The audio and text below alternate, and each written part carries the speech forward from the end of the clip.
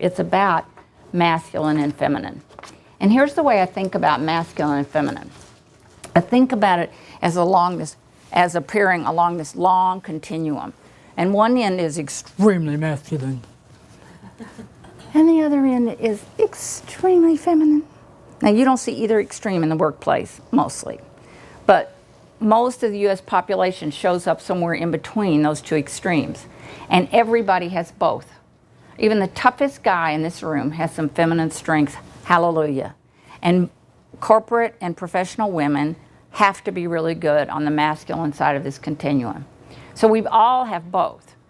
But notice how if you lined up the entire U.S. population and we're able to graph how men think and behave and how women think and behave, you would get two very overlapping bell curves. And they overlap a lot because women and men are more alike than different.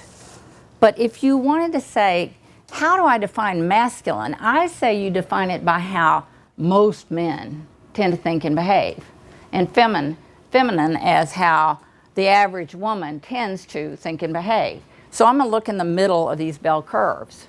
And you may operate over here on Tuesday and over here on Thursday, but I'm defining masculine by right in the middle of that bell curve, and so I introduce you to two prototypes. Max is not a real human being, but I'm becoming very fond of him. He operates 24/7, no matter what, right in the middle of that bell curve. Now, Max could be Maxine.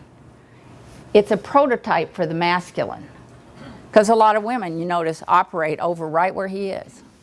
And Fran is our prototype for the feminine. And Fran could be spelled Frances or Francis, E or I, male or female. But Fran is our prototype for the feminine. So how we become aware, improve our consciousness of the strengths of both masculine and feminine ways of working is to follow Max and Fran into the workplace and see how they operate. And then you can name it. Oh, that's a feminine strength. That's a masculine strength. I need a little of this here. I need a little of that there. That's what Max and Fran are going to help us do.